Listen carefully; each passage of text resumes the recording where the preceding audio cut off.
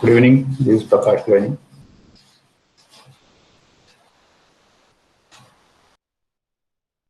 Madam, please introduce guest and hand over the charge to Deshmukh sir. Hello.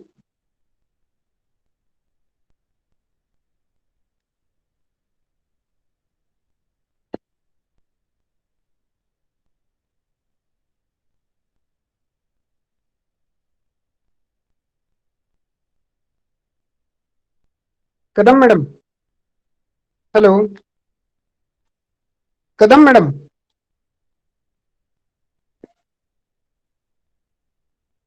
Uh, so, I am Dr. Somnath Tigre, coordinator for this workshop. It's a privilege to welcome you once again all for this session. I welcome to Mr. Prakash Deshmukh sir, presently working with IBM, and his expert is in blockchain and technology. So on behalf of Sweri family, sir, I welcome to you for this session, and I hand over the charge to you, sir. Over to you, sir, Prakash sir.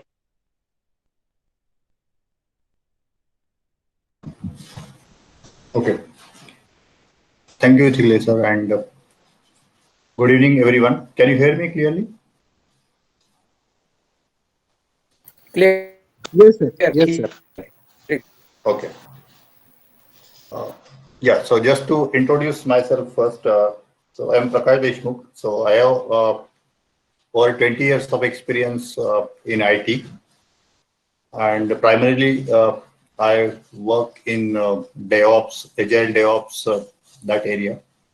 And I have varied experience. I mean, performed different roles like starting from software configuration manager, then release manager, then also had experience in project management and project deliveries, and then currently working as a DevOps architect. So work in different industries. So today I will introduce you some of the DevOps concepts. So many of you must have heard what is DevOps. So like at high level, 10,000 feet high level knowledge you must be having. So I'll just take you some deep dives. In today's session, we'll discuss overall DevOps basically. And then tomorrow and in subsequent sessions, I will take you through really deep into the specific process capabilities, tools, and allied areas in DevOps. So I'm sharing my screen. Let me know if you can see that.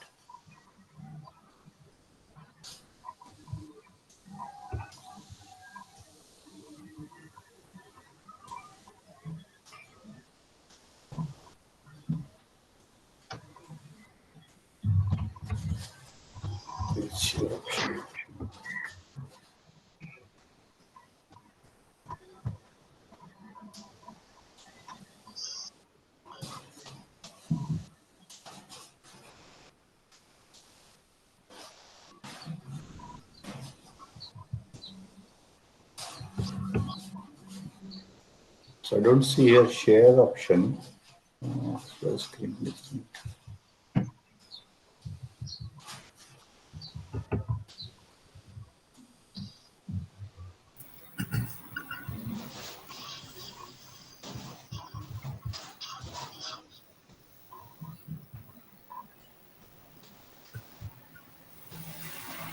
Yeah, Prakash, it is there in the bottom panel, right side, present now. Yeah, present. Sorry. Yeah.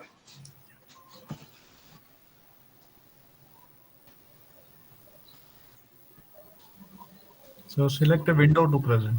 Yeah.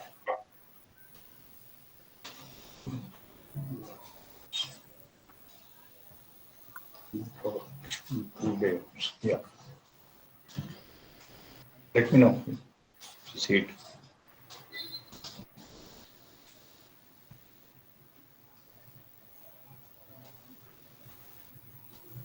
Now screen is visible, sir.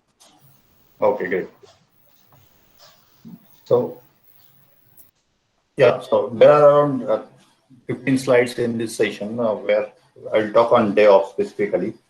And then second session, I will talk on Agile, so introduction to Agile.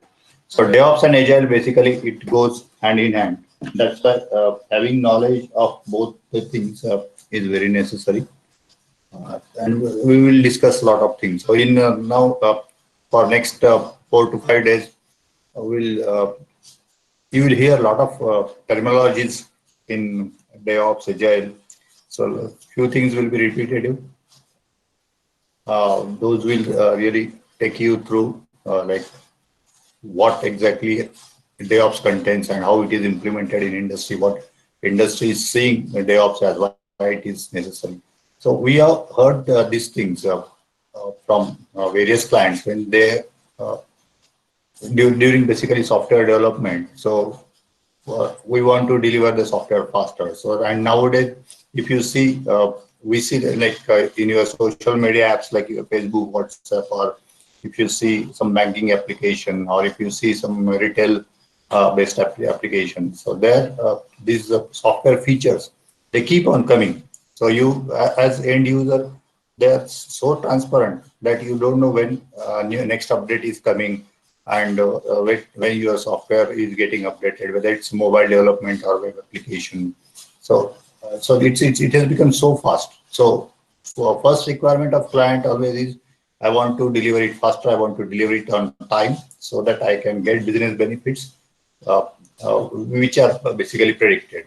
Then quality, it's almost like always quality is foremost. So how I can have quality software released so that there are no production defects and the show is running always smoothly. Then next thing is I want to deliver requirement as I have in mind. So as client suggest, okay, I want to deliver what I want to. It's not like that I want to uh, deliver one thing and it's getting delivered as other things in other form basically. And then foremost thing, important thing is reducing the cost. I want software to be released with minimum cost. So all these requirements, all these things we always hear. So whenever any RFP, RFI you get from your client, these are the foremost things coming up. And then so these are some industry figures like 41% experience development delays, 34% experience deployment delays. So these figures basically tell that when you are having your traditional way of developing software, then there are obviously some uh, disadvantages or some drawbacks that you face. So delivering software successfully on quality, cost, schedule, and on requirement basis is foremost important. And how DevOps can be answered for that? That we see normally what was happening in your water waterfall model and other traditional way of developing. So development team, it's working in silos. Business has something in mind. Development team is doing this design and they are developing software. But when it goes for uh, deployment, when it goes for production, so it's not giving expected result which is expected from business. So there are walls, there are gaps in that. So software development team and operations team. So bringing those teams together, so they working closely as one team basically. Closely means there is no gap, but it's a one team. So that is the foremost thing required. So that is what is DevOps. So bringing software development team and operations team. So software development team, it is doing coding, it's doing software build, and it's taking care up to that it goes for testing. Then testing team coming, then your operations team coming who are managing environments, who are deploying software. So all these three teams are business team also. All these things are working in silos. There are walls among them, and that is causing issue. Those walls are causing issues. So that was the thing previously. So DevOps is bringing all this together. Okay. Now, there are many myths about DevOps. So when DevOps started, it started in sometime in 2012, 2013, and many people they first thought like, okay, DevOps is something again like ITIL or some other framework is coming up or some other process area we are talking about. But DevOps is beyond all this. So first thing, what DevOps is exactly? So it's applying lean principles. So agile lean principle applying is important. Now many people ask, can DevOps be used in waterfall way of working? Yes, you use it in waterfall way, but it gets limited to the automation only. What means I want to deliver software in faster way, continuously, with quality. So all these things and cost effectiveness, so that you will not be able to achieve if you just do the automation. So having lean principles, agile way of working is very important. Then expediting from farm to kitchen. So basically your requirements getting delivered quickly. So that is important thing. So that is what DevOps is applying now. Then catching defects early, helping continuous delivery. So what these terms are like continuous delivery or farm to kitchen, that we'll see in detail in subsequent sessions. Then cultural change. So this is the important thing. So pre-DevOps, so this what exactly is this cultural change? It was difficult to understand. But if we see everywhere, means each industry, when they are delivering software, developing software, delivering it, there is some culture in that team. So many times it's like one person is having all the knowledge. So very much person dependent. That person, single person becomes key. And that is not desirable in DevOps, because if that person is on leave or he is stuck in other work, then obviously he becomes bottleneck. So bringing it as like a tribal knowledge, whole team is working as expert. So that is the cultural change, one example of cultural change. So this way, bringing cultural change is important. Then correct combination of tools. So after DevOps has come, lot of new tools has come in market, and those are really efficient tools. So previously, some tool, if like something like ClearCase or so some rational team consult kind of tool for management, so that it will take a lot of time to implement. Other thing, some key expertise are required to manage that tool administration. So that person again becomes important. But nowadays, if you see those tools, those are like very easy to adopt in their fashion, and then you can start working in like hours time. Then removing the wait period and delays caused by manual processes. So basically automating. Then enabling feedback loop. So feedback continuously. So that is also important, like continuous feedback so that you can improve continuously. Continuous improvement is also one of the key thing in DevOps. Then go to market instantly and most stable efficiently deploy features faster with far less bugs. So how to achieve that? That again, I will explain you. So now when we talk about what DevOps is not, so it's not like magic word. So if you go to some DevOps architect or if you go to some DevOps engineer and you say, okay, I want to implement DevOps. So he'll not bring some magic stick and he will do it for you. So DevOps implementation adoption is the responsibility of whole team. It's just not the development team, but it's responsibility or involvement from business as well as top management. So everybody needs to be involved when you are adopting DevOps at enterprise level. Then it's not formula or set of fixed steps like you do 1, 2, 3, 4 thing and you are on there. Yes, there are frameworks available. There are process areas available. There are suggested tools. So all these things are there. But as a team, you need to see what exactly we need to implement, what are our gaps. Then you need to adopt that change as a culture, as a team, and then DevOps is successful. And it's not like today I adopted DevOps, so like 1 month we are doing DevOps and then it's done. So you need to do that continuously. You need to practice it continuously. Then, so it's not like one more process. So again, this is one. So I have heard this question. So is it like some process framework like ITIL is bringing? No, it's not like that. So there are process capabilities. You are implementing those, but there are ways to implement, and it's not like just some delivery excellence related initiative. Then it's not just build automation. It's not just continuous integration. So many people think that, okay, if I do continuous integration, continuous deployment, basically CI/CD, then I'm done. So it's not. So there are other things also. And the tool set. So it's not just like I bring Jira, I bring Jenkins, and I bring some Selenium kind of test tool in my project, and I'm done with DevOps. No, there are ways to implement those tools. So this is what DevOps is not about. So I explained few, means I was talking about few terms here on this slide. So what are these terms actually? You might be having a lot of questions. What is this? What is continuous integration? Then when you talk about involvement of business, how it is done. So those questions we'll answer as we go forward. So what was previous and what is now?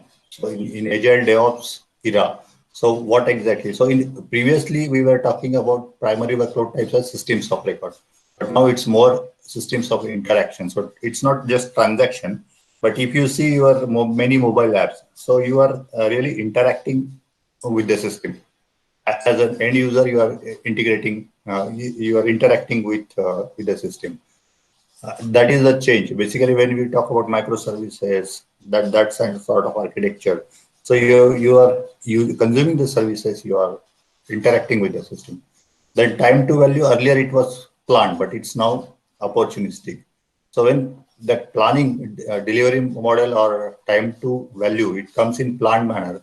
So plan can go for a toss because plan many times depends on what is the condition today, but things are changing. So nowadays we see a lot of things change. So take a good example of COVID. So in January, nobody was knowing what is going to happen after March. If you have done some planning in January, after March, everything is changed. So if there are some plans, so like whole software industry is working from home now, and they are adapted to things nicely. So now nobody feels that, okay, we are not able to work efficiently. In fact, people are consuming more hours while working from home. That efficiency, added efficiency we are getting. So nowadays, basically, it's like more opportunistic uh, model is there. Then incremental delivery model. So you are not planning for like what I am going to deliver after 3 months, 6 months. You are planning what I will be delivering after 2 weeks, 4 weeks, like that, in step-by-step plan. And that is also workable software. Then development and operations team sizes, earlier there were like hundreds of team members in the team. But now Agile suggests, okay, you should have maximum 10 to 12 people in a team with DevOps implemented. The release frequency, it has gone for 2 hours or days, or it's like a continuous delivery. Then integration frequency is continuous. So when we talk about continuous integration, so are integrating like one every day or twice a day, like that. Then service sourcing, so it's like develop, but now you consume the services, consume and assemble. Then operation model, it was already a systems management, but now built-in applications or recovery-oriented computing, continuous availability, those are the things in operation model. And infrastructure deployment, it's in minutes. So how that happens in minutes? So because you are having your staging environment same like your production environment. So if you once deploy it on staging, you are quite sure that it will get deployed in minutes on production also. So that sort of environment management we are bringing in with DevOps. So how these software phases like your requirement planning, build, unit testing, etc., in conventional and now in DevOps. So in conventional way, so requirements are not elicited or broken for continuous release. So one requirement, it will take months to build and deliver. But now we are having stories, user stories. Those are further broken down into tasks, and you are able to deliver the features, workable features in continuous fashion. Then planning, it's like traditional project planning, milestone based. It is now release and sprint planning. Then build is manual or automated. It's continuous integration. So you are doing in continuous fashion. Unit testing manual, but now it's automated and part of continuous integration. So when you are doing build, integration build is done, that time unit testing will also happen automatically using your automation kind of tools, JUnit, NUnit, depending upon the technology you have. And unit testing is part of your continuous integration process. Testing, earlier it was manual. Automation was also there. I will not say automation was not at all there, but automation again, it was phase wise. So first I will do the build, then I will go for unit testing automation, then I will go for functional testing automation. So it was that way. So testing was not planned during your requirement phase itself. But in case of DevOps, it's continuous testing. So what is continuous testing? I have one separate session on that. But to just tell you here in brief, continuous testing means you start your test case, test planning, test management right from the requirement. When you write the requirement, finalize the requirement, that time your test plan is also ready. And as you go further in your sprint delivery, you are continuously doing the testing. So it's not like in phase wise you are doing the testing. Release management, there was no release management earlier. So it was like more responsibility of project manager only to manage the releases. But now it's automated release management. Deployment obviously means this is the core of DevOps, like automated and continuous deployments. And then environment management, infrastructure as code, then virtualization, cloud-based. These are things, they are very well implemented now as compared to your hosted bare metal servers earlier. And culture, it was customer was at distance, not collaborative. Collaboration is one important keyword in DevOps. So collaboration with client, with your product manager, within the team, with your ops team. So everywhere collaboration is the key. And focused on own work and release. That was earlier, but now it's continuous and rapid delivery with everything automated and seamless movement to the code. Okay, so these are the things which are coming up with DevOps.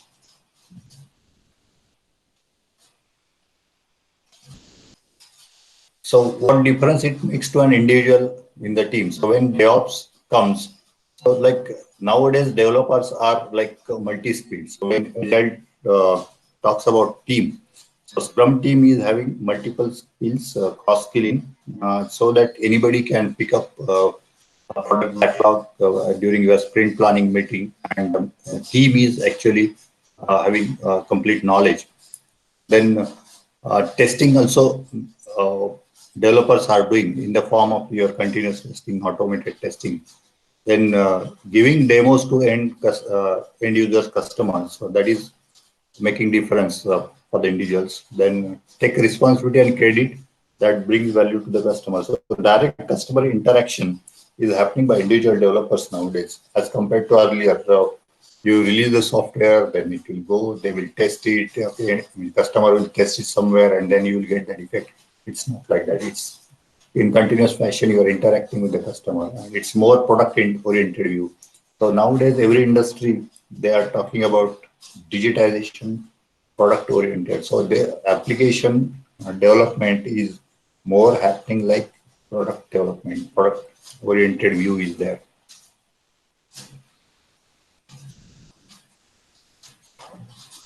So why one should think of DevOps? So it's now necessity. So it's like survival. So you can't avoid DevOps. So, and I have seen that. So when we work on many solutions for many clients, different clients in any industry you take, whether it's automotive or you take banking, insurance, retail. So anywhere you see, and in every solution, we give DevOps. Agile DevOps is key now. It has transformed that way that no project you see that it's not doing Agile DevOps. Then because it has become for the survival, necessary for survival. So if you don't do it, you'll not be able to deliver your software with obviously its cost, faster releases and that, and then you'll be thrown out of the competition. So business cannot compete in the market. So if you don't have those sort of things doing in continuous fashion.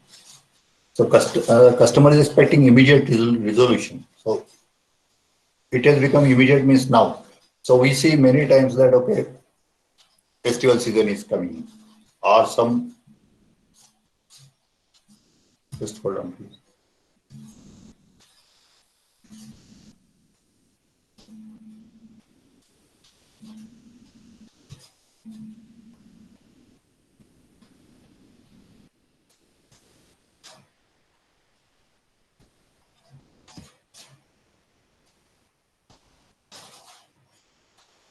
Am I audible? Sorry.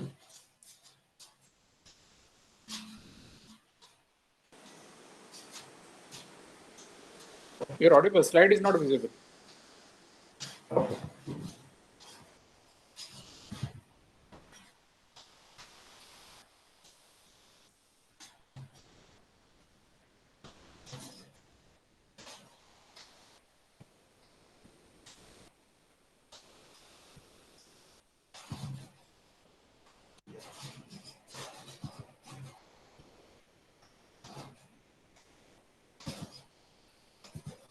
Okay. Can you see it now? No, we cannot see, sir. Now it's possible. Yeah. Okay. Okay.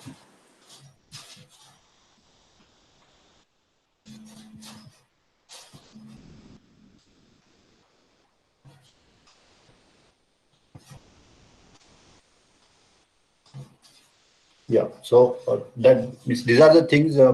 So why DevOps adoption is necessary now. Okay. So moving to next slide.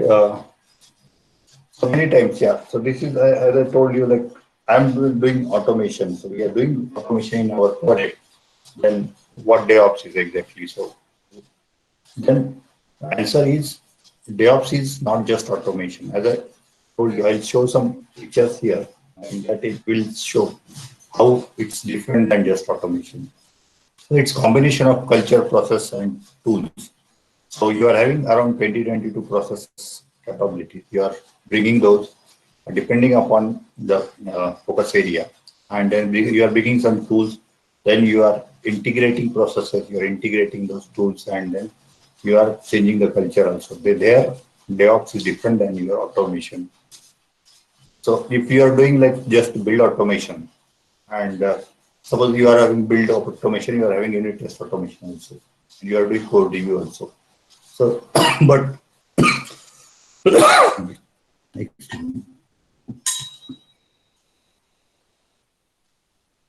but if it's not integrated with your deployment process, integrated in what way? So integrated like you are when your build is successful, okay, your unit testing is successful, your code review is okay, then triggering deployment in automated way. So if that is not happening and you have some wall between your build and deployment process, so you are dependent on some person. So then you need to, there can be wait time, there can be person dependency there. So such things are avoided in DevOps. So you are doing everything in continuous fashion. So and automation at every stage when integrated to the next stage, as I was saying. So in continuous delivery, automation integrated and processes are integrated. That is DevOps.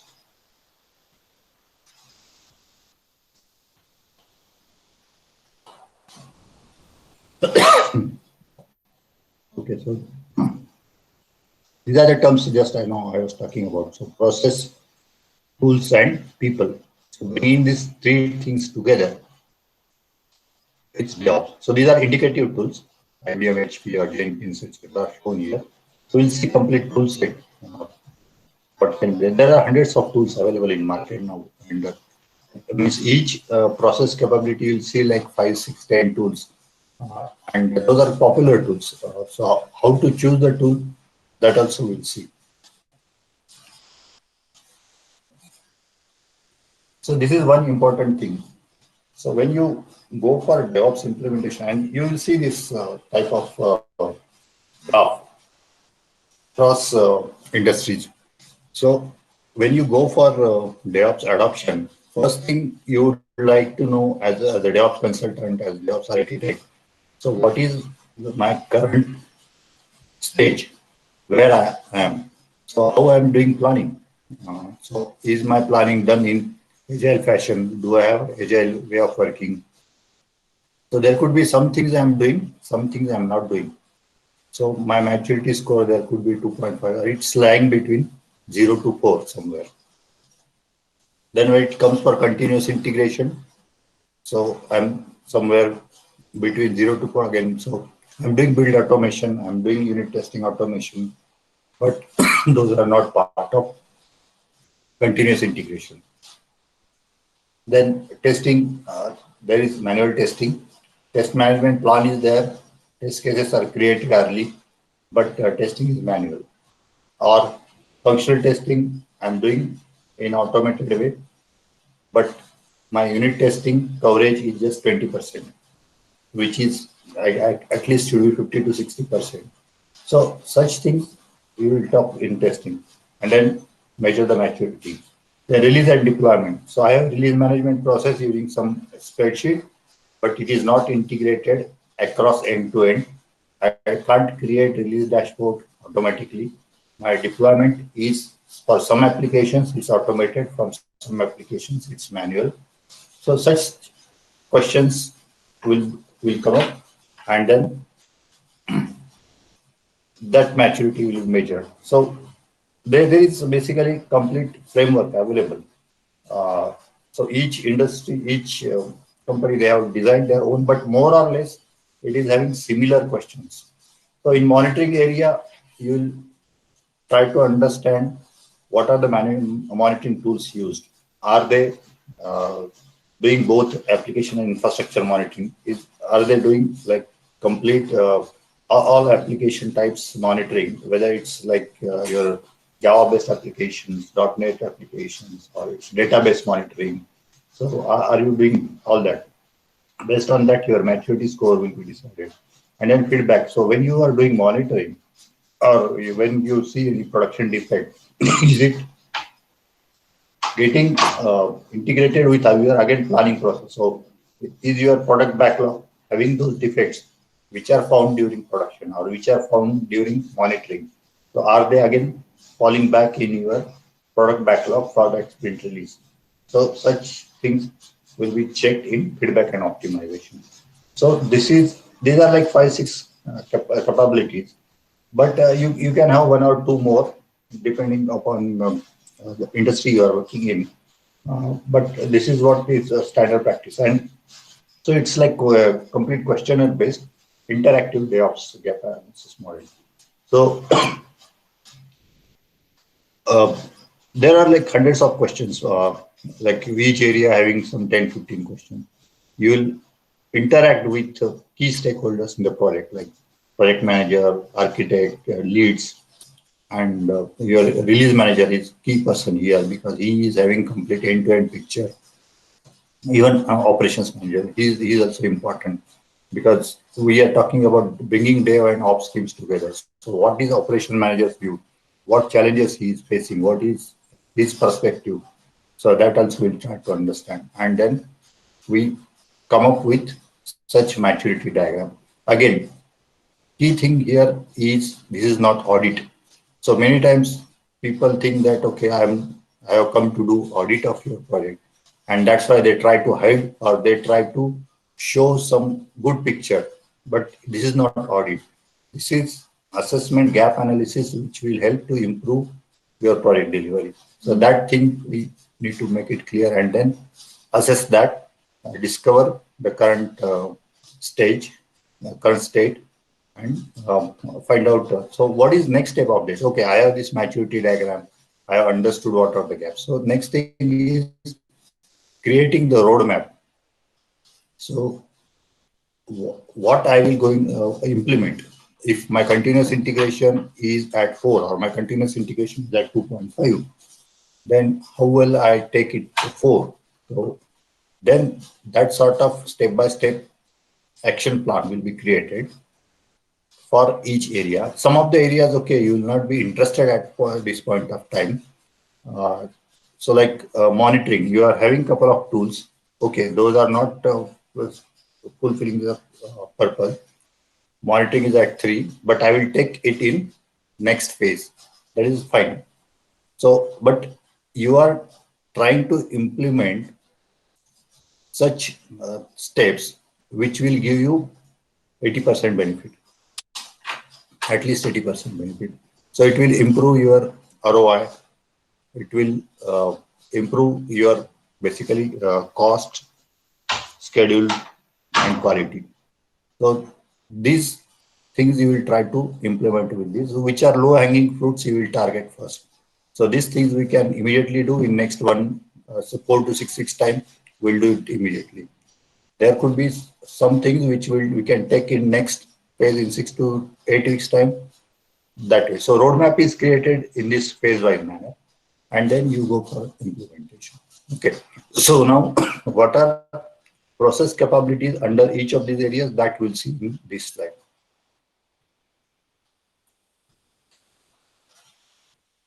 So DevOps maturity for each process wise, that is what shown here. So in planning, I will try to understand how requirement management is done, how project planning is done, how are the what are the metrics that you use, how traceability is done, like where is my requirement or where is my story currently. So when I take a story for development, whether it's in build phase, whether it's in testing phase, if in testing, then in which phase of testing, then whether it's the one for deployment, where it is deployed, what is the build number, all these things coming on traceability, and then dashboard, creating reports and dashboards. So those are the things in planning. So you'll try to assess, and then that will be the individual maturity of this process capabilities. Then in CI, it comes configuration management. So basically software code repository. Then collaborative development, build automation, release planning, change management, code review, and unit testing. So these things you will try to assess. As I said, like some of the process capabilities here and there can change, but overall picture is showing. Then in monitoring capacity and optimize. So when you start building any feature, any new requirement is coming up, first thing you need to understand how my environments are. Are they sufficient capability? Where I can deploy the software. So my architect will tell me, okay, this is the requirement, and then ops person will tell, okay, we have this or we don't have this. Accordingly, you need to take action. So involvement of operations is very important, right from requirement. Then monitoring performance and optimize. Operational analytics and event and incident management. So these are monitoring capability areas. Then testing, test management. So we are creating your test plan, test cases, test scripts, test automation, traceability of testing, like your defect from which build those are coming up, like that. And then test data management. So this is one key area in testing. Then test lab management and test coverage and effectiveness. Okay.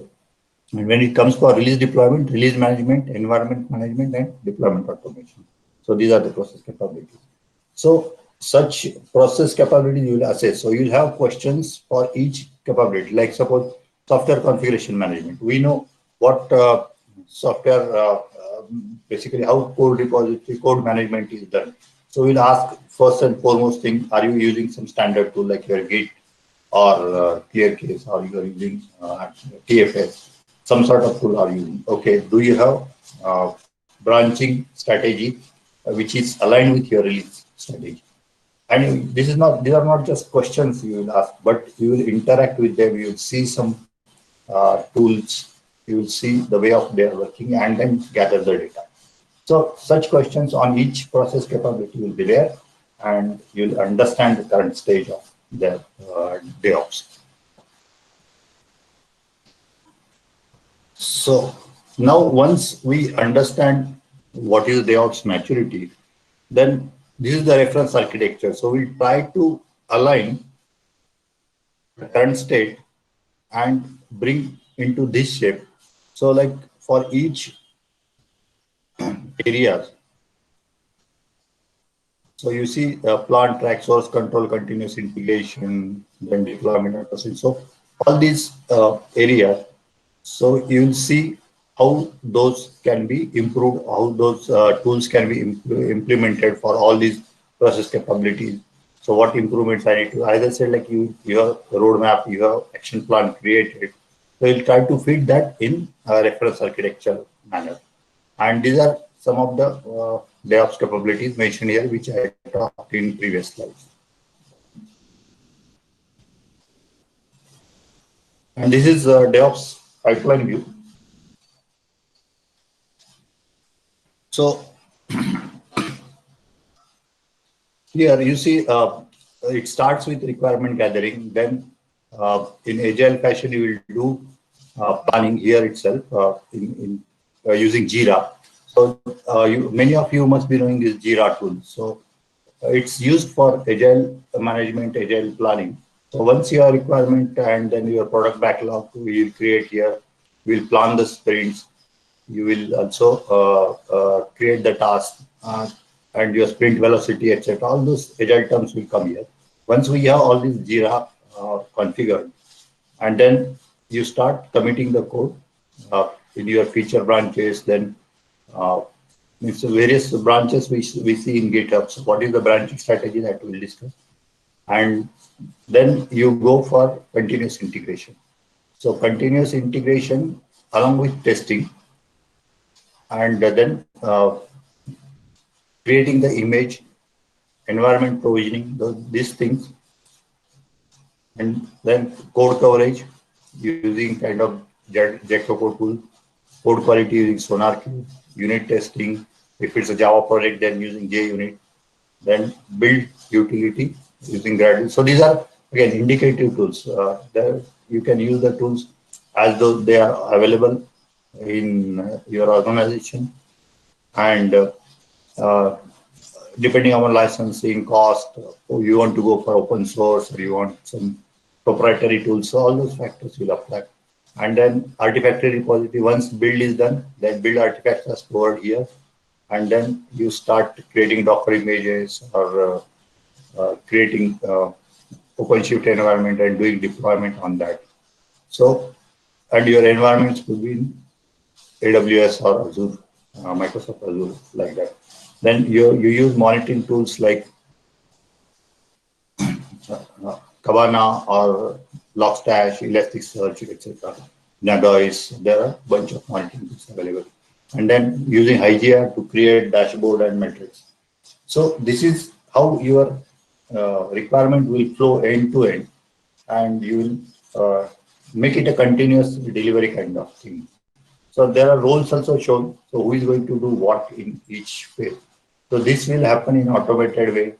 So here, developer, here, architect, owner, reviewer, those are responsible. So like that it will go. So this part basically it's from ops team. Okay. And then this is last slide for this DevOps discussion. So what are the benefits? We talked about like, okay, improving the quality and faster time to market, basically reducing the time. So being opportunistic as a business owner, I want to release the software when I want. So that is achieved. Then collaboration among like business, development and operations team everywhere. Collaboration, then doing smart operations, and higher system availability, and minimum operational errors. So that is also one DevOps benefit we get, because you are doing it in different way, in continuous fashion. Then your team is highly motivated, and you are doing agile development. So these benefits you get when you adopt DevOps. Okay, any questions? So next I am going to take on agile introduction.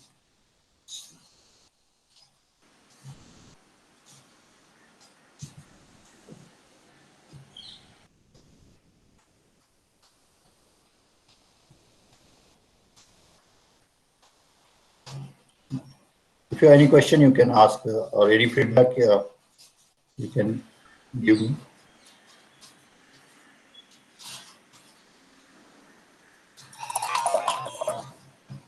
Yeah, can I ask a question? I'm Hirve. Sure. There's slight confusion. In the first two slides, we show that there was no planning in DevOps.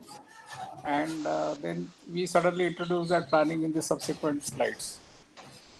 So I thought DevOps is a continuous delivery. That means from the requirement itself, you start delivering. Before the requirement of all the stages are done, you start delivering stage by stage. Is it so or something different? See, DevOps is integrated with Agile. So all that planning part is done in Agile fashion. And that also basically DevOps is talking about planning process capability also. So as I shown in this delivery pipeline, DevOps pipeline view. So you see here requirement gathering. So this using Jira. So this is planning phase. I'm starting with planning actually. Oh, I see. Planning is for the requirement planning, not Yeah. the scheduling, not the scheduling. Okay, I got confused on that. Right, thank you. And the moment, let's say there is a system which is of different stages. So the moment you define your requirement for stage one, you start delivering for the stage one, or you wait for the entire process to complete in DevOps? See, again, it's tightly integrated with Agile. So you start delivering your sprints, your features. So which are done in your planning phase. So those you will start delivering in continuous fashion. I Am I see. answering your question? Yeah, it looks like a dream come true. You know, you don't have to wait till the entire process is done and then start requirement defining again. Exactly. So it looks Exactly. very. It's like a dream coming true. Yeah, very well done, sir. If it is really so, uh, thank you so much. Yeah, it's being practiced. So nowadays, Yes, sir. Agile and DevOps it goes, and people have adopted it very well. And yeah, we are seeing that implementation many times in many places. In normal practices, you spend months together in defining requirement, and then the team disappears and they come after 2 months and they start delivering, which is absolutely forgotten by everyone. Correct. In next session, we are going to talk about that only. So Okay, sir. in Okay, this sir. Thank you. agile introduction, I will talk about that. Thanks for your patience. So this is Arup Mother. I have a doubt. Sure. So you are speaking about lean principles. Can you give one example for lean principles that have been deployed in a software development phase? How lean has been came in software development? Yeah. So lean basically talks about being flexible and removing wastage. Yeah, sure. So How in yeah. software, what we speak about waste? Software development. Yeah. So when you do DevOps assessment, I talked about DevOps assessment in this slide. So here, so your questions you are asking. So how you do your suppose like take example testing. So when you start your testing process. Okay. So if you are starting your test case writing after your requirements are defined or after your design is done, then it's little late. So if you start test case writing, test planning, when your requirements itself are getting finalized. So what I mean, so when your product backlog is getting ready, that time only, and you have acceptance criteria Okay. written in your story, in your product backlog, and based on that you are writing. So you are reducing the time or reducing the waste which will be coming up in the form of like you are starting late. So this is one example. So where you start early. Okay. The Okay. thing Or if you are, yeah. can we consider some requirements which are not suitable for our development? That thing can be considered as waste. Yeah, that also. So that is also being considered and how it is managed. So you again, when you do agile fashion, that is the foremost thing. So you should not see the result at the end of like 2 months or 3 months. you will see that during sprint itself, because you are giving product demo to the client, and there itself you will understand whether my required definition is right or wrong. Okay, So that is also one lean principle. Yeah. So Agile and DevOps are both the same or different? Different. Agile is going up to the planning phase. So once you have your stories planned, your product backlog ready, and you start owning those stories for development, then DevOps comes in picture, which is done in continuous integration fashion, continuous testing fashion. But those are so tightly integrated, you will not see Agile and DevOps are different nowadays. Okay. Okay. Coupled, basically, tightly coupled, both the areas. Okay. Okay. Because both are I tried addressing. to make that point clear, more clear in this Agile presentation. Okay. Okay, sir. Okay. Thanks. Yeah, sure. Go ahead. You have any other question?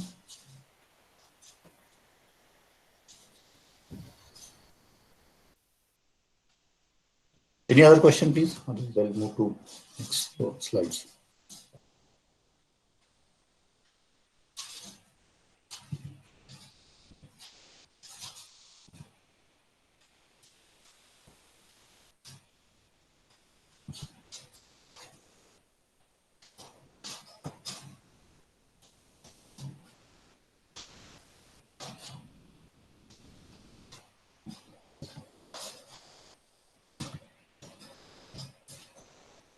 Okay, can you see my screen? Next presentation.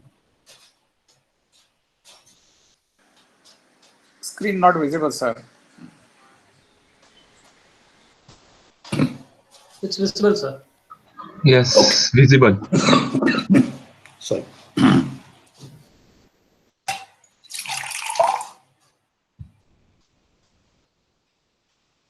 So why Agile?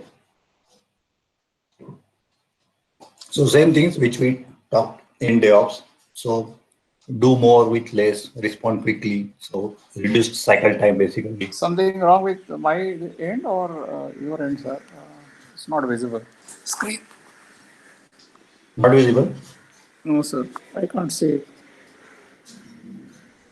It's visible from my side, sir.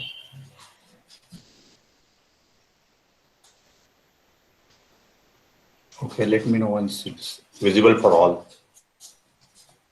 It's visible, sir. Okay. Can I go ahead?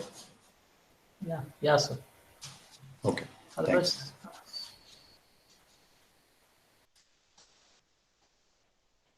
So yeah, what are the current challenges? So as we were talking in DevOps also, so faster release time, then social media is saying listen to us or else means basically they have social media users are very open kind of users say. So you don't know what their requirement is, but you need to understand what they want, and according to that you need to develop your software or technology. So technology changes are so fast nowadays, and they want like new features. So like software development teams or end users, they want features in tools technology so fast that if you don't deliver, you are falling behind. Or customers give something that works and won't break. So that is obviously important thing. As you're saying, so if I have some requirement and I have to deliver after 3 months and it's not as per the expectation, then whole your 3 months are gone in waste. Then investors, shareholders make money or will go somewhere else, obviously. So that we always see whole industry is running on these expectations of investors and shareholders. So that's why Agile has brought. So what is perspective of Agile? So Agile says, okay, we do modeling, but it's not just for sort of like doing it, taking lot of time, and then by the time you get end results out of modeling, time has gone. So you want to do modeling quickly in Agile fashion. So that way Agile will do. Documentation, we do the documentation, but it's not like bunch of documents and just storage in stored in some rack or something like that. But those are like working documentation. So in the form of like your storyboards, your story planning. So those are happening in the tools nowadays. It's not like a bunch of requirement documents you're having in the form of words and nobody's seeing able to see that to refer it.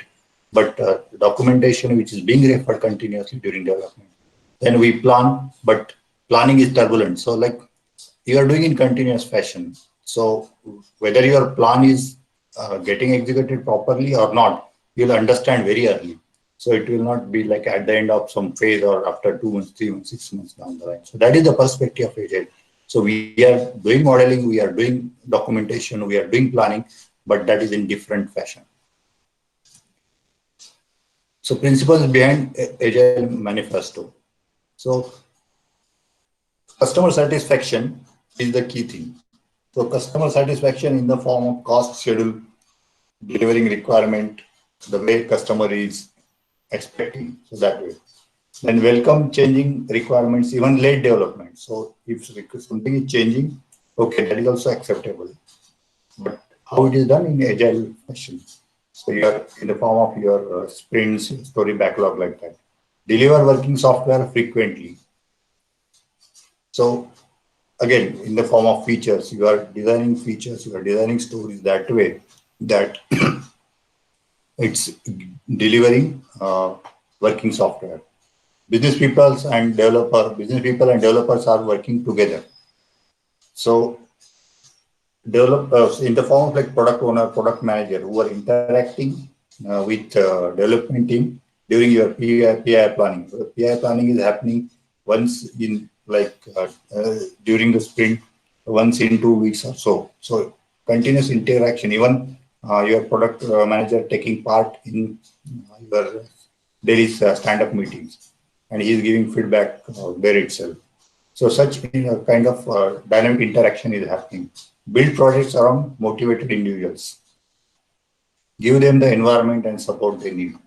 So team is perfect. So that is the principle being followed. So it's not depending on individual, but motivated individuals who are working for some mission, who are working for some goal. So that is the key thing. The most efficient and effective method of conveying information. So face-to-face conversion. So Agile suggests that there should be co-located team. Distributed Agile is also working nowadays, and it works effectively. But Agile suggests if team is co-located, sitting face-to-face, so that is better. And working software is the primary measure. And Agile processes promote sustainable development. So sponsors, developers, and users, so they should be able to maintain constant pace. So sponsor giving in investing, basically developers giving that development, which is giving returns to the sponsors, and end users are able to use it effectively. Continuous attention to technical excellence and good design enhances agility.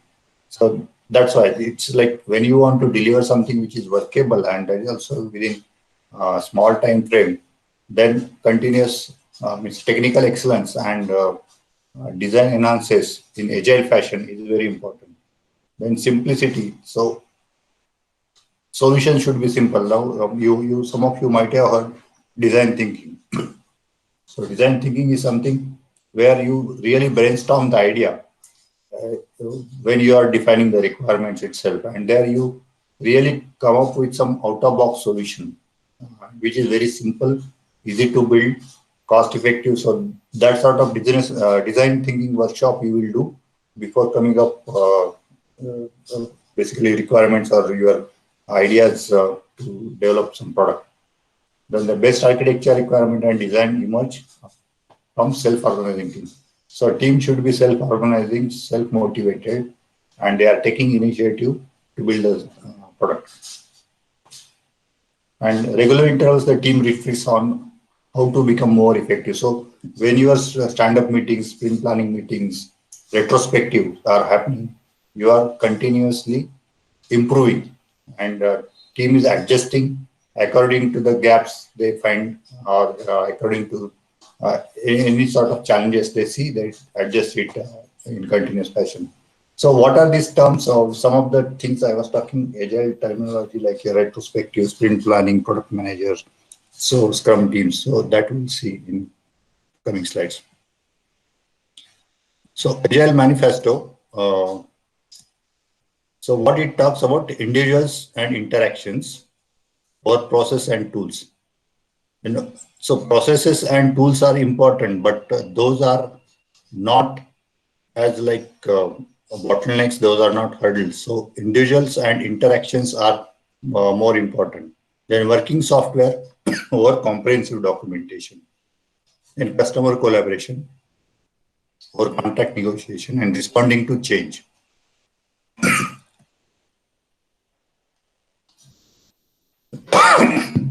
That is Agile Manifesto actually. So what are the key things? Individuals and interactions, working software, customer collaboration, and responding to change. How that happens actually? So individual and interactions that is happening through your Scrum teams. So Scrum teams which are self-sufficient, those are smaller teams working very closely. Then working software, your story backlog, your sprint planning is done that way that you are delivering working software at the end of each sprint.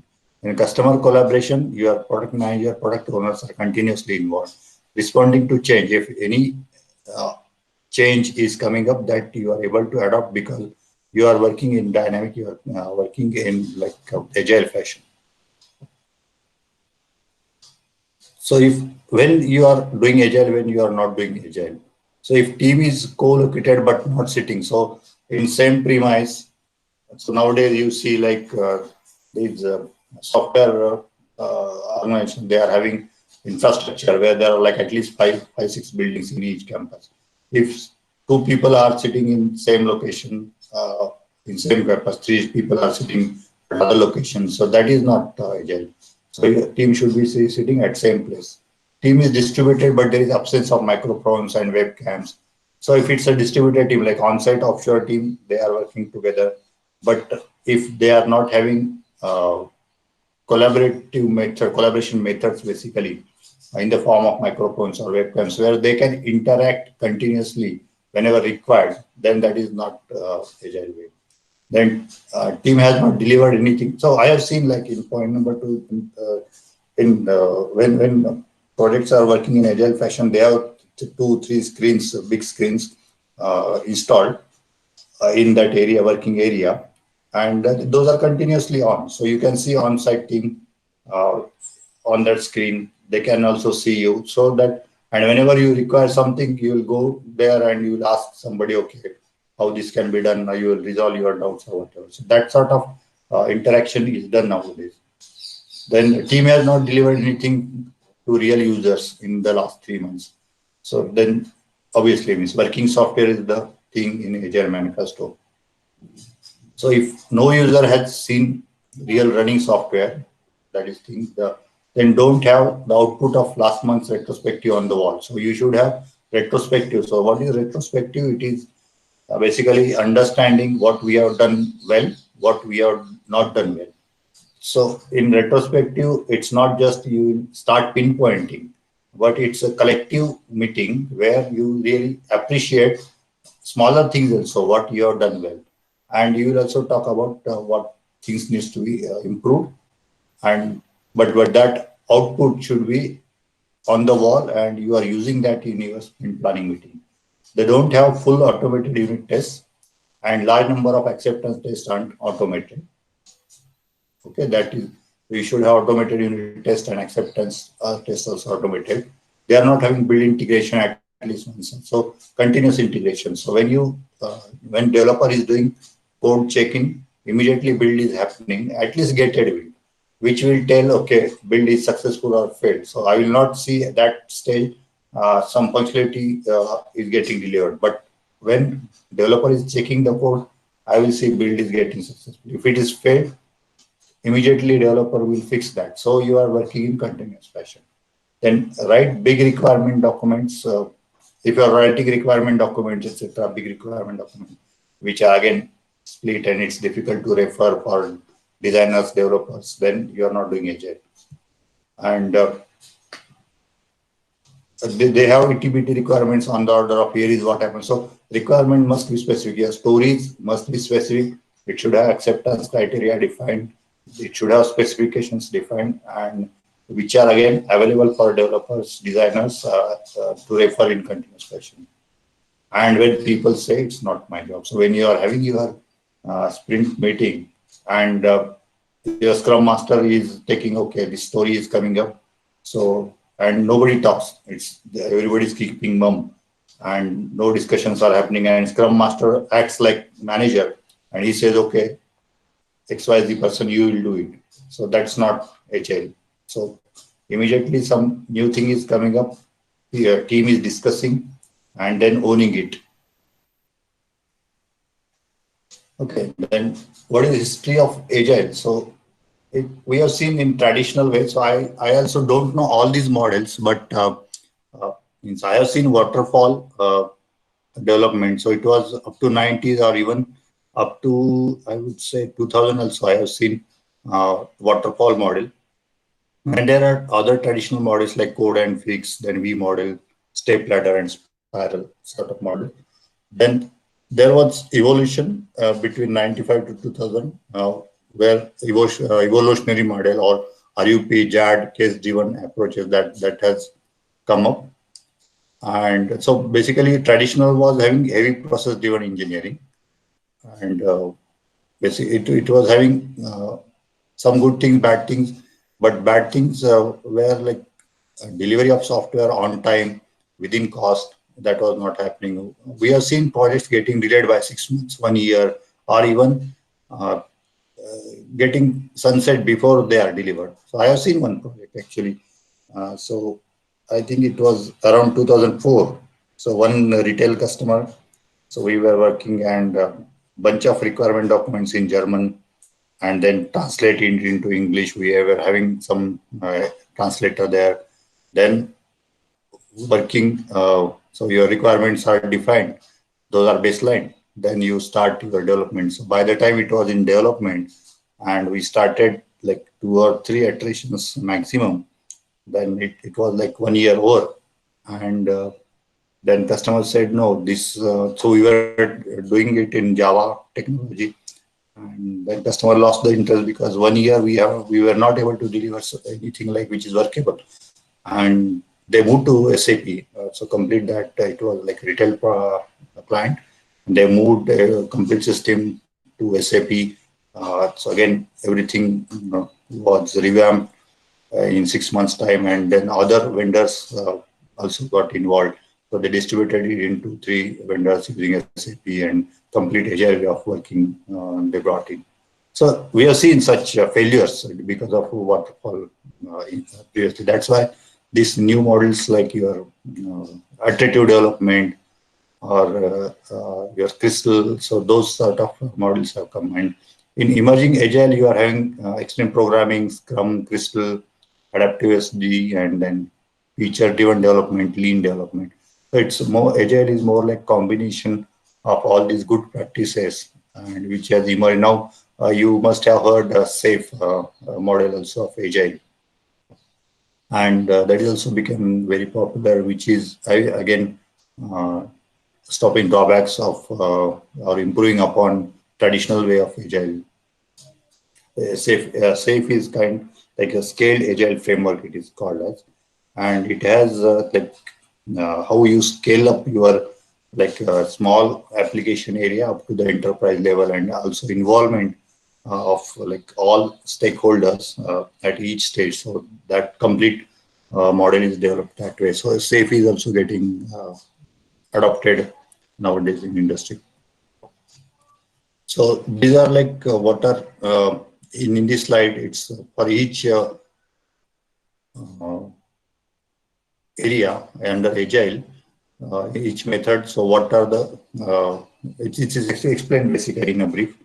I'll not go through like each and everything, but it has extreme programming, Scrum, unified process. Unified process is something like IBM has developed to improve upon waterfall. It was like sort of a waterfall model only, but there were some improvements in that So bringing in like some process handshakes or bringing in some tools, because IBM having that end-to-end tools at that time before DevOps era. So the rational unified process used to bring like that sort of process integration. Then Crystal is another one, adaptive development, and DSDM and feature-driven development. So feature-driven development is actually uh, widely adopted in Agile. And what are the different techniques? So test-driven development. This we will see when we talk about continuous testing. There you will see we'll talk about test-driven development and behavioral development with TDD and BDD. It is popularly called as. And then planning game, pair programming, refactoring, continuous integration, design. So these are some of the techniques used in Agile. So I'm basically trying to introduce you Agile. So how then DevOps take it over from Agile, that you'll be able to understand. So we are going through these slides actually. Then more than what we do. So basically in Agile, so we know like when requirements are defined, so we don't know exactly, our users, they are not knowing, client is not knowing exactly what they want. So there could be like somewhat, though not 10,000 feet high view, but it could be like at least 500 feet. But still it's not like you are on ground. You are many times you are not understanding the reality, ground reality, because it's difficult to understand in some of the applications, some of the domain areas. So in that case, users, they don't know what exactly they want, but we try to address that in Agile. Then many details to be covered well into implementation. So when you are implementing any software, then those things are revealed. Okay, I wanted it this way, but this is coming in this way. Then humans can master only so much complexity. So there could be some complex systems being developed, particularly in like your security, or it can be like a very hazardous area. So many complex things are coming up, which you are not able to visualize that. You are not able to even model so that simulate that. So how you handle that? So in such cases, but there are, it's said that when you use Agile, when you should not use Agile. So in some of these areas you should not use, but you will try to address the complexity. And external forces lead to change. So we often see that. So now world has become so dynamic that when things will change, you never know. And that's why you should be able to adapt the situation. Any requirement is change is coming up, you should be able to adapt it quickly. And that's what Agile will try to address. So this is actually core slide, I would say, from this presentation. So how Agile works. So many of you must have seen such diagrams. So this top diagram, it is showing, so your product backlog.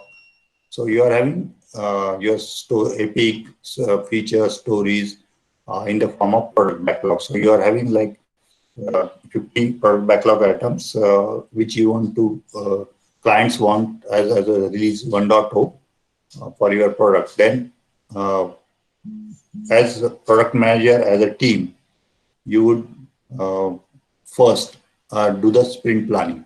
So you decide what should be the velocity, how many stories the team can work upon in like 2 to 4 weeks time. So it will decide the sprint velocity. So again, there are techniques how to derive that depending upon story points, and then time frame. So then priority, then what is going to impact the business. So based on that, your product manager will tell you, okay, you should take these many stories. So if you decide like my velocity, so each sprint I will do 4 stories, but your 5th story is dependent on these earlier 4 stories, then you will have to include 5th also in that case.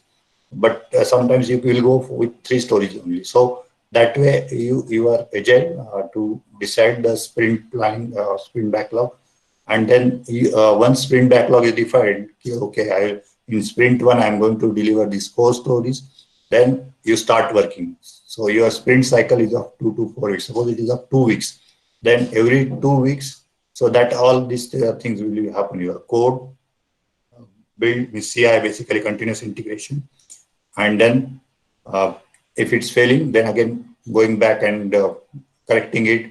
So this cycle will go on. Your sprint planning, the daily stand-up meetings are part of these 2 to 4 weeks.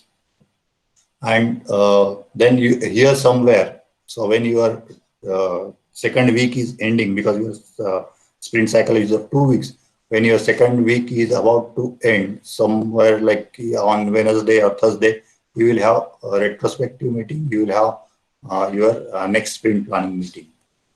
So there you will address what you have learned. Your learnings, basically your good things, bad things, and according to that, next sprint will be planned.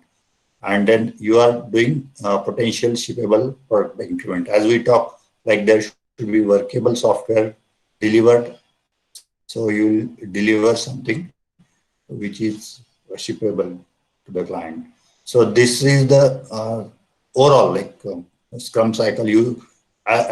Means when you start working in agile fashion, you will see some challenges, but those will be addressed in your sprint planning, then your daily stand-ups and your retrospective PI planning. So those sort of meetings, those will be addressed. So this is shown, what I explained, this is shown in little detail on this lower diagram. So, but same thing I talked about. So highest priority work items will be taken up in sprint backlog. So how you decide highest priority work items?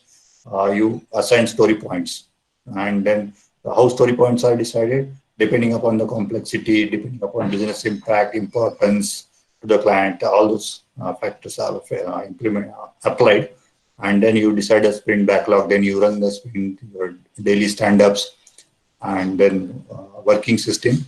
You are delivering sprint review, retrospective meeting is happening, release solution into production, which is working solution.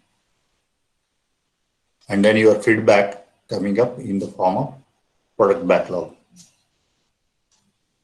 Okay, so this is what is Scrum framework. And what are the roles in Scrum project? So Scrum roles are like Scrum Master. So before that, first role, product owner. So product owner is having vision, and then he manage the releases, manage ROI, and then the release plans he's owning, then product backlog he's owning. And he also, if there are any challenges you see, so he's responsible to address those. So this challenges in the form of like product backlog or business related things. So he will address that. Then Scrum Master. So he is managing the team. He is managing your day-to-day work, and he is ensuring that team is able to deliver successfully. So he's managing impediment log also, and retrospective actions. He is seeing that team is taking those retrospective actions. That team, obviously, they are doing all sort of developments, sprint management, and sprint backlog increments. So these are the roles, and team itself, it is having all the skills. I would not say team is like having different roles, but skills. So your design, development, testing. So all those roles are there. So team is quite versatile. They are able to address their challenges within themselves. They are able to solve their problems within themselves, which are in their control. Which are not in their control, they will go to product owner or Scrum Master and get those results. But that is again happening. So interaction is happening in continuous fashion. So you are not waiting for next meeting or tomorrow's meeting like that. So those are discussed because it's like collaborative development. So collaboration is happening in continuous fashion. And yeah, so same thing here mentioned. So which I talked about. So the product owner responsible for value delivered, and then prioritizing the product backlog. Shields team from external influences. So any changes are coming up which are beyond control of the team, product owner will take care of that. Okay, you can just read through this list. I have talked about that.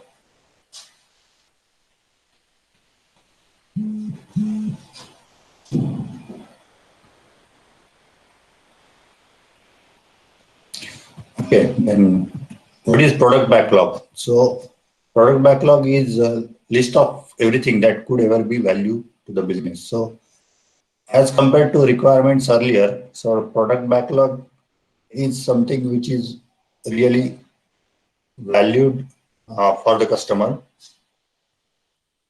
and which is means when it's delivered, it will give some benefit to the real-time benefits to the customer, and it's ranked in order of priority. So what is delivered in sprint 1, sprint 2, sprint 3, like that, it's delivered, prioritized that way. Then product owner can make changes they want before the start of the sprint planning meeting. So as we are talking, like if requirement is changed, then how it is addressed. So at the start of sprint planning meeting, that can be changed. Product backlog can be changed, and product owner is responsible for that. And then documentation is up to the team and product owner to decide. And the farther down the list, the bigger and less defined the items become. 2 sprints worth are defined in detail. So next 2 sprints are defined, and so basically bigger and less defined items, how those needs to be taken. So all those things we will discuss and taken up.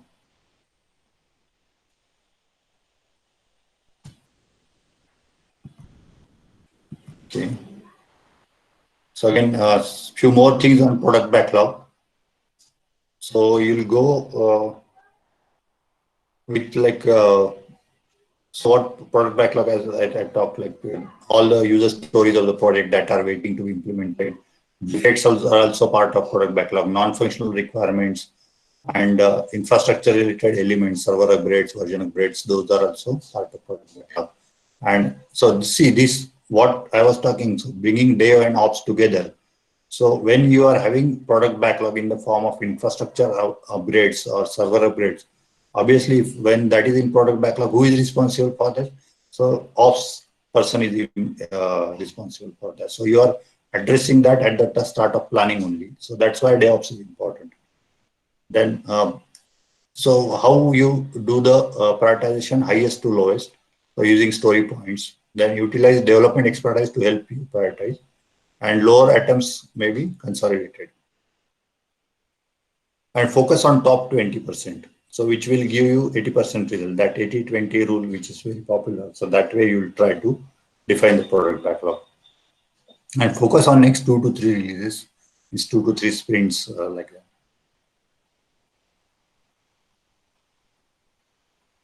So again, apply when you prioritize items. So customer impact, ROI, so what return on investment you will get for that implementation, what are the client users clamoring for first, so what is the real requirement. So all these factors you will, and technical upgrade. So if you are you want to deliver some feature, but some upgrade of server is required, some patch is required, some new thing Microsoft has come up and that is required in that, then you will need to prioritize that as first thing. Okay. And what is sprint planning meeting? So that is what explained in this slide. So not textbooks, but many teams find it useful. So sprint planning takes several days. So like if you are having 2 weeks sprint, then your next sprint is starting, suppose now today is Tuesday, your next sprint is starting from Monday. Then you will do your sprint planning on Wednesday or sort of. So your sprint backlog is ready for the next sprint. And product owner spends an hour with the team. So it's done between product owner and the team. Product owner will give you guidelines how this should be planned, what are the priority items. So that way he will guide the team. And so team decides how much product backlog it will commit to complete by the end of the sprint. and what is a good commitment. So clearly understood by all, shared among the team, achievable without sacrificing quality, achievable without sacrificing sustainable space. So all these are good stories basically that you will commit in that sprint. Okay. And it's of 1 to 2 hours. So 2 week sprint, 4 week sprint, then it is 4 to 8 hours. So you'll in sprint planning meeting, you will understand what is product owner shopping list means, what he wants to deliver in this sprint, what functionality he wants to deliver, then how much money do we have in our bank account. So if we are planning to deliver some story, then do we really have that sort of, so money is required in the form of your resource billing. Then if some server hardware is required that way, or if you need some software, specific software, so that way. So do we have that sort of money available? Or sometimes its contract is getting renegotiated of your vendor in the next sprint. So do we have that in place? So that those sort of things also you need to understand. And that is, those are external factors from the team point of view, and product owner needs to address those. Then how many items on the shopping list can be offered to buy without that money? So all these things we'll consider. So this is what is definition of done. So you need to clearly define when you are doing sprint planning or your peer planning. That time you need to decide what is done. So when you say that this story is delivered successfully, then what are the done criteria that you will have checklist 1, 2, 3, 4. Okay, these things are done, means I have successfully delivered that story. So done is defined as potentially shippable. So that is foremost thing. So you define done criteria as something which you are at the end of sprint, you are able to release something which is workable feature. So you will not do your sprint this way, like your design code, because this is again, you are doing waterfall within the sprint. But all these things, design code test, it will go hand in hand. It will go together. So this is better, proper way of doing sprint, basically executing the sprint. And this is development workflow.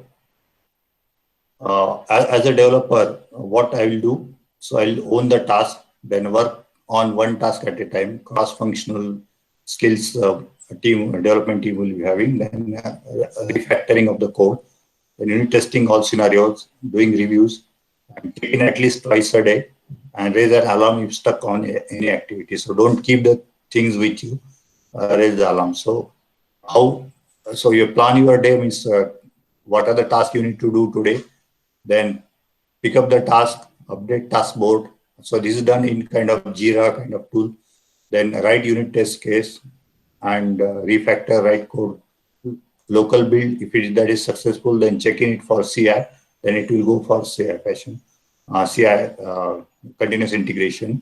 And then come here. If it's not end of day, then either work on your code where build has failed, or start refactoring the new code, or go to the new task, pick up the new task and start working on that. If it's end of day, go home peacefully. We see this thing is very important, go home peacefully. Otherwise, what happens when there is some release happening? I have seen like we were working till 3 a.m., 4 a.m. and not for just one day. So it is like 1 week or so, because the release is happening that weekend, everybody, and not just means 1 or 2 people, it's like a whole team, your project manager, your account manager, your architect, then your release manager, developers, obviously they will be there. So, and even your tool administrator is sitting there. So, and they are just doing that sort of release work for 3, 4, 5 days till late night. But if you work in this agile fashion, continuous fashion, so it's done in continuous way. So not all people are required during your release. So even when IBM was releasing ClearCase software, so I have seen like our team of 7, 8 people, we have planned our weekend, burnt our weekend to deploy that some new patch that is coming up, because it's we need to deploy that patch on 7 or 8 servers, and everybody is assigned some task, and then some project manager sitting somewhere in corner of US. He is managing whole team, and the whole team is working overnight over the weekend to deploy that patch. So such things you will not see in DevOps now, because when patch is getting nowadays, you see how many updates you get on your mobile, or even on Exchange server, or even at some Microsoft servers you see, and those are applied seamlessly. We never see downtime. As end user, I haven't seen any downtime mail, maintenance mail more than 2 or 4 hours, uh, which were earlier like we used to spend a weekend, complete weekend, take downtime. And that also was like fingers crossed, whether I'll be able to, whether our team will be successful or not. We need to have rollback plan ready. And rollback also, it was very challenging to roll back once something goes wrong. So such things are because of continuous integration, continuous deployment, then DevOps principles, those things are improved a lot. So this is how testing team will work. So again, I mean, so as I said, team is self-sufficient. So developer, then check-in version control, CI happening. And once during CI, your unit testing is happening, then smoke test, it will be done in automated fashion, and then run the epic test, publish the test results on dashboard. And then your nightly test will happen in the form of regression, performance, and stability test. So these things, you will see those are all automated. Nobody is doing it manually. So best practices, we'll see this, test-driven development, TDD, what I call then automated builds and CI, collective code ownership, continuous refactoring, frequent design and code reviews, then highly collaborative team processes, and customer contact and maximum transparency, automated acceptance validation test. So this, how those are implemented in DevOps, that we'll see going forward here. And as I said, there are some disadvantages. So it's hard, but initially when you need to practice it basically, then it becomes like your day-to-day working. Makes all dysfunction visible. Scrum doesn't fix anything, the team has to do it. So yeah, teams should be like very professional and self-sufficient. So they need to do Scrum. Just using Scrum word, it will not fix that. So these things are, so when you start your first sprint, then you'll see that things are really worse. But as you go to second, third sprint, then things will start improving. Bad products will be delivered sooner, and doomed projects will fail faster. Yeah, so that is one thing. You can take it as an advantage or disadvantage of Agile. Then high risk of turnover.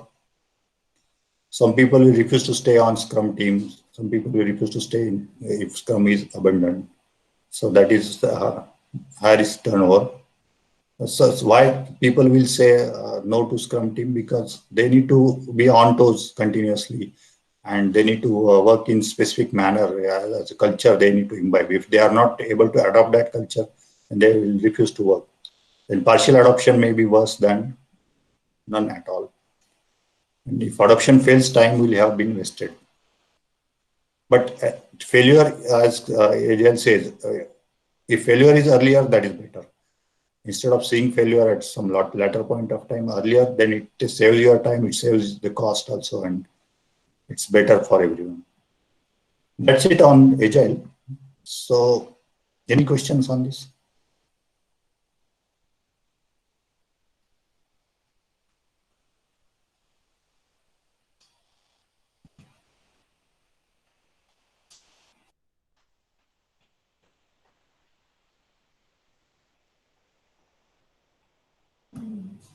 Hello?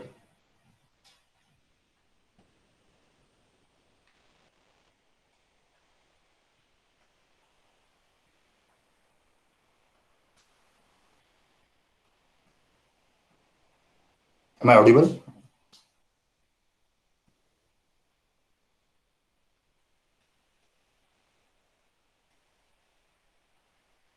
Okay. If there are no questions, then how we are doing on time?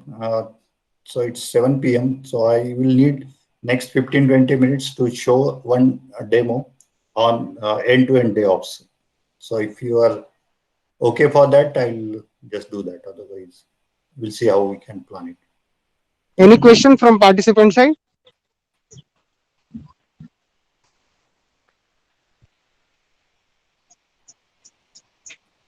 Sir, in chat there was one question. If you have seen into the Okay, let me check. chat window, sir. Yeah, yeah.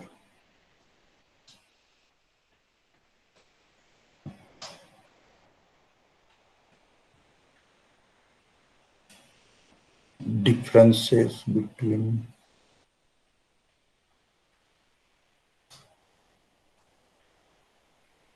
No, I'm not able to see any question here.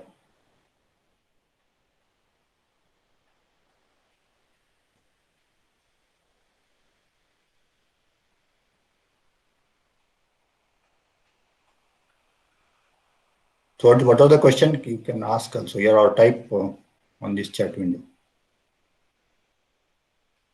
The question was like difference between agile and DevOps. Okay, this one. Okay.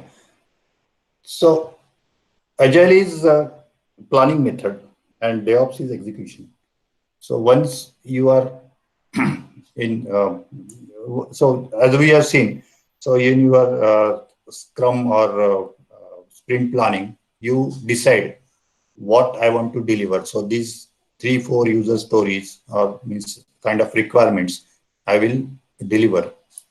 And once you have decided that your team is ready, so all that planning is done, then continuous integration means checking your source code, doing automated builds, doing automated unit tests, all that will come from DevOps.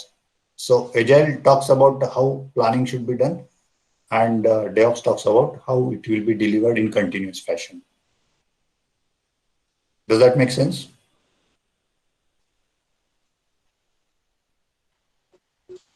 Okay, sir. I heard some about RUP, that is Rational Unified Process. Yeah. So DevOps work with RUP? See, RUP was more inclined towards waterfall. So DevOps will work with RUP, but again, as I said, so it will be more inclined towards automation. So RUP, what happens? So you define the requirements, and then you start working on those requirements. So requirements will be traced with your code, but you are doing build automation, which will go in silos.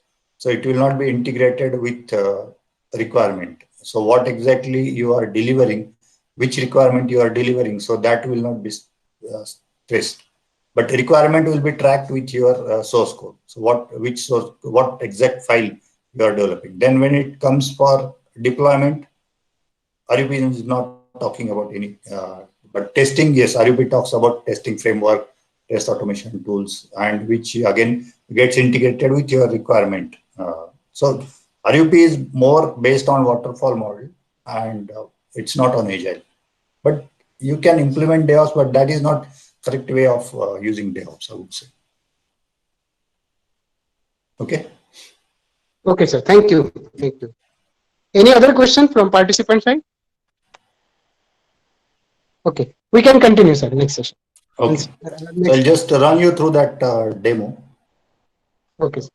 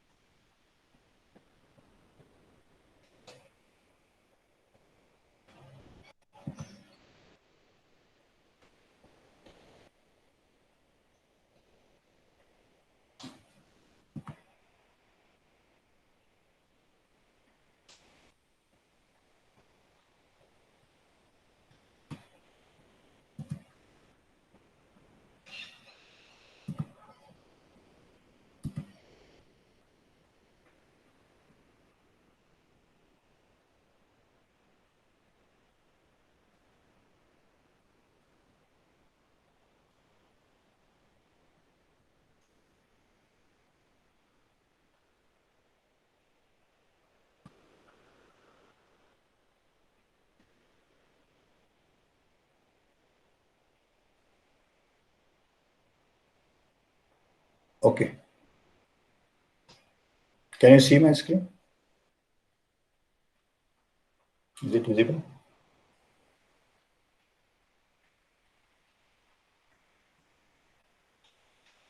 Visible. Yeah, okay. So here it's shown like how your DevOps pipeline will work. So this is development pipeline. So where you are having tools like Jenkins and then Maven, then JUnit, SonarQube, Tomcat. So your Jenkins is used for as a continuous integration platform, and your JUnit for unit testing. And so before that, GitHub as a source code repository, and Jira for agile way of working, planning purpose. Then SonarQube for code review, and Tomcat as a application server. So your code will be deployed on Tomcat. Selenium for automation testing, and then JMeter for performance testing.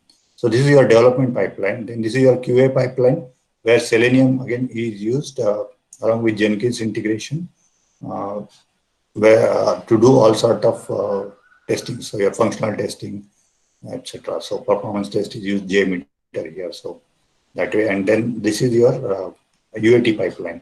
So user acceptance test. So this is what is shown in this video. So let's go through that. So some of the things you will not understand at this time because you just have introduction of DevOps, but there are a lot of minute things which we need to understand that will do further. Okay, so I'll jump on little further here because he had just explained this thing only.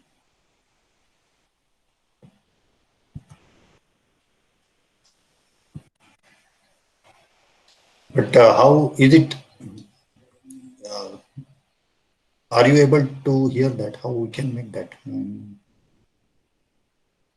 this video? So can you hear the speech over of this video? No, sir. Okay. No, sir, it's not audible, sir.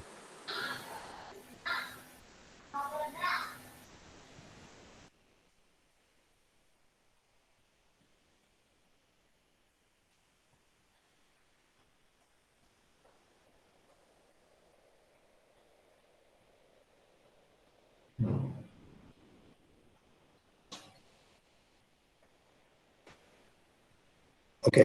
I'll give you the speech over. So he's basically giving, showing one application as a continuous deployment. So that we'll see. So this is application that will be seen. And this is on Tomcat server.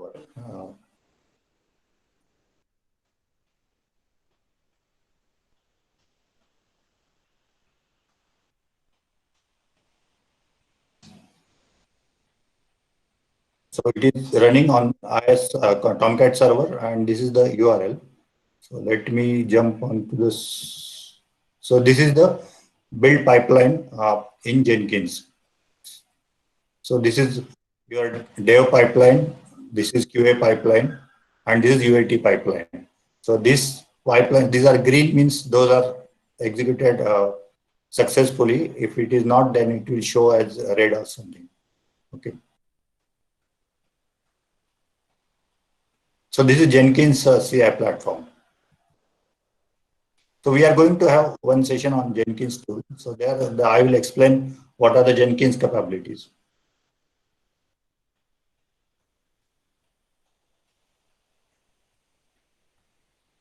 So this is Jira.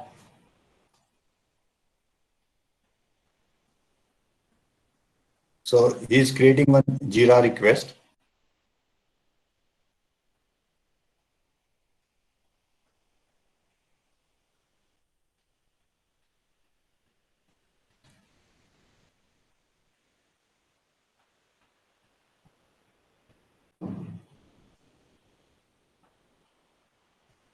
So Jira request is assigned to the user.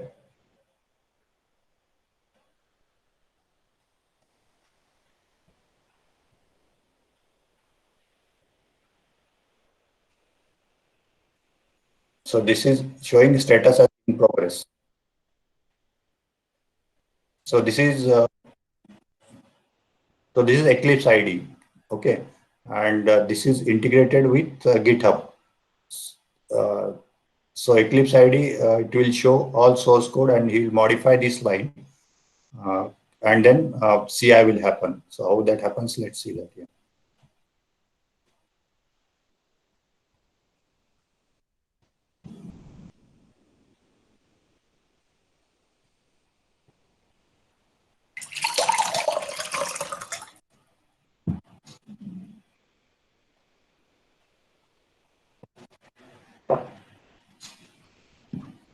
So it's getting committed in Git repository. So just putting some comment message. And that commit message is your Jira request number, so which was created in Jira earlier. So you are having traceability with source code GitHub to Jira. Now you see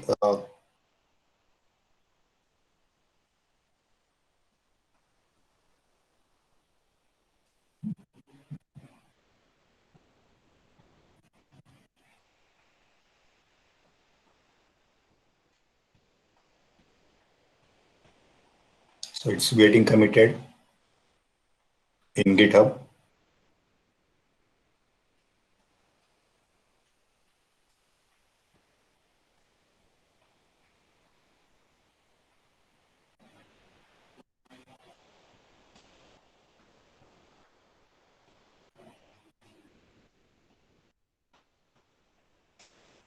So when code is committed, so this build has started. So dev pipeline, it has started running. So now we'll see output. So that CI is happening. Basically code compilation, and then unit testing, all these things are happening in.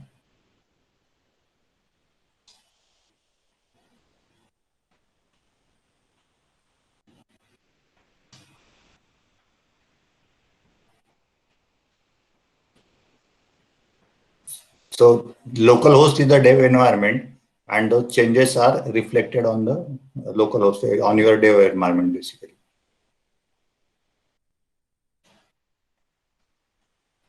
So this QA pipeline also started, and it is also completed. So see how I have seen, like, basically how process handshake is happening. So CI happened, all those steps happened, but without any knowledge of a developer. So it happens transparently. So once development pipeline was successful, automatically QA also started, and QA also was successful that way.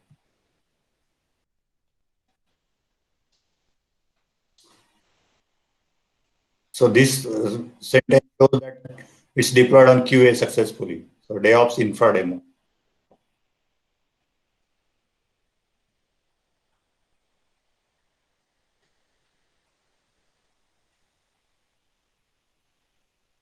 So now we'll see result of each step that was conducted.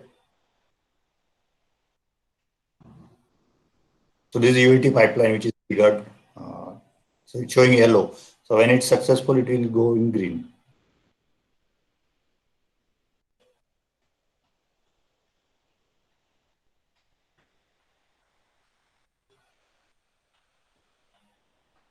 So here, this cloud instance is created where UAT environment is there, and code will be deployed on that environment. So environment automation is also shown.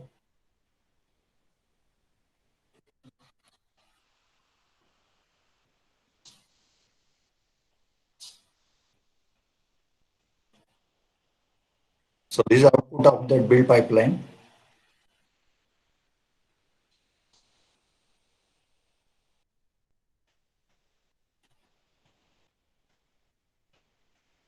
So static code analysis using Sonar, then Maven build, and this is dashboard of SonarQube.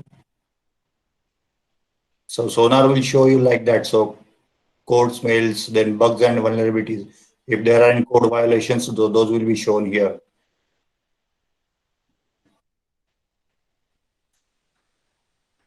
So this is dashboard of code quality.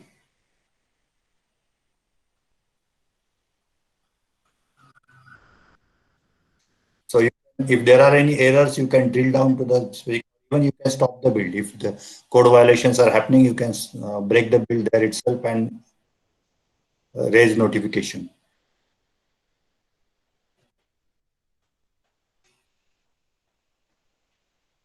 So this is reliability rating, which is acceptable. Means you can go ahead.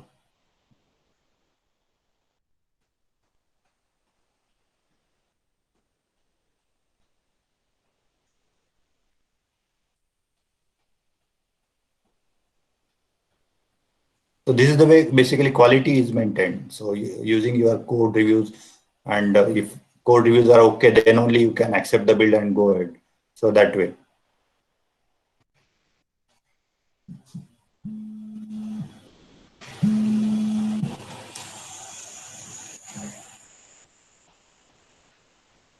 So this is JMeter testing for performance testing. Actually, those metrics are shown here. How performance was of the application. Then this is Selenium report. You see Selenium test report where the Selenium test automation has happened. So one test and that is success passes.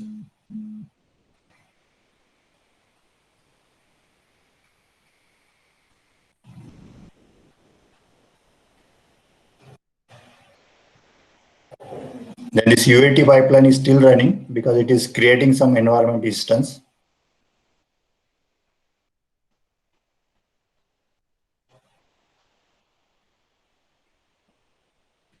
See, now this is UAT deployment.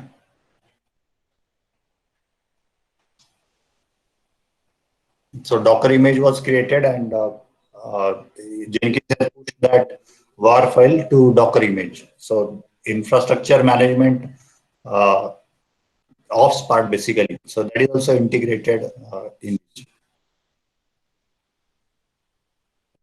So this is successful.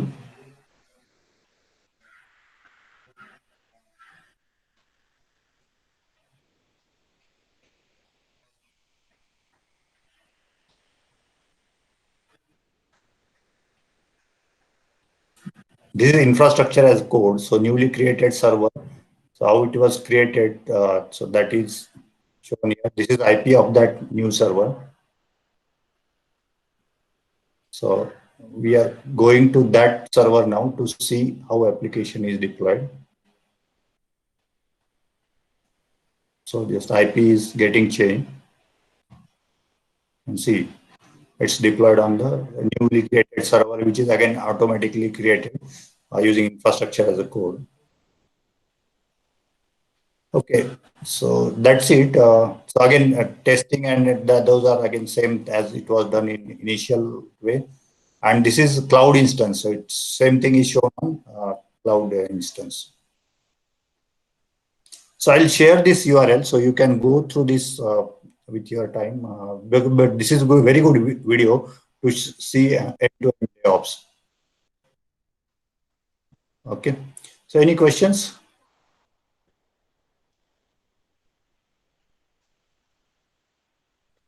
Will you share that link of video, sir? Yeah, I'll share that. I'll send over the mail and you can pass it on to participants. Yeah. So whether it is an open source tool, sir? Sorry? Whether it is an open source tool, sir? Yeah, Jenkins is open source. SonarQube is also open source. And your GitHub is Atlassian owned. Jira is Atlassian owned proprietary tool. But if you use Git, so if you want like complete end-to-end open source tool set, then you go with your Git, then Jenkins, Maven or Ant if it's Java project again. And then Selenium also open source. JMeter is also open source. So that way you can go with.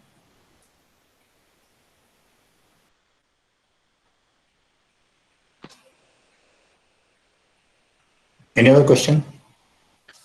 So being as a very new to this DevOps process and being as an academic part, if we planning to implement, so what are the tools you will suggest? Yeah, so I will tell you open source tool for planning, but when it comes for CI/CD, then as I said, like Git, it's open source. Then Jenkins, then you can pick up Java project and use Maven along with JUnit for unit testing, SonarQube for code review, and then your Selenium JMeter for testing. And you can also use Puppet or Shape for infrastructure or Terraform. So those open source versions are available. So I'll send you that also. So which is open source pipeline. I will send you. That will be great, sir. Thank you. Yeah. Thank you. Yeah. Well, I understand as means institute college, so you will not need to buy all the. But you also get these AWS or Azure. You get academic licenses at very low cost or even free also for the students. So that also you can see you need to do some hands-on using this open source tools or cloud platform. And for education institutes, there are very low cost, less expensive licenses or even free of cost also available. But just now I have seen my son, he participated in that hackathon. And he used that AWS platform to develop their solution. So that way also you can use, because you need some practice of seeing and doing. It has difference. So if you do these things, you'll understand still better.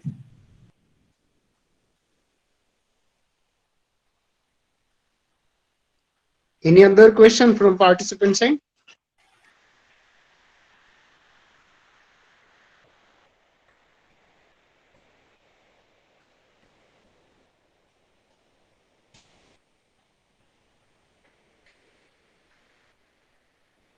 Okay, good. So I hope I'm able to deliver and able to pass on some of the knowledge, though not like 100%, but which will help you to understand DevOps better in next sessions. Thank you for your time. So once again, sir, on behalf of CSE department, being as a coordinator, I take the privilege and honor to say thanks to you. It was really a remarkable session, sir. Totally interactive sessions. The style, the way you have connected every point, moving from SDLC to DevOps, it's really good, sir. Thank you, sir, for your overall involvements. No problem. You are welcome. Thank you. Thank you. Thank Have a you, nice sir. evening. Bye. Thank you, sir.